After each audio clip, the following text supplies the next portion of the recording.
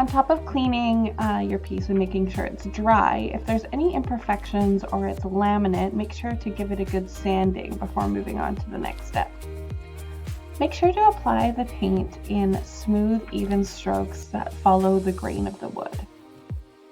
The most important part of applying the glaze is that you cover the complete surface. So it doesn't need to be perfect, because the next step would be grabbing your tool of choice and going along the grain with long strokes.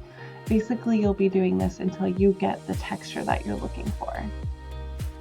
Eventually, after enough strokes, you'll start really seeing the look of wood grain.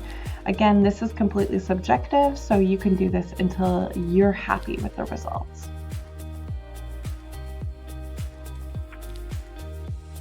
Finishing the piece with white wax is completely optional. You can do another different tinted wax.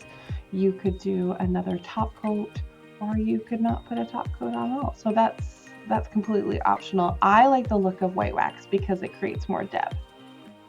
And here it is. It turned out absolutely wonderful. I'm so happy with it.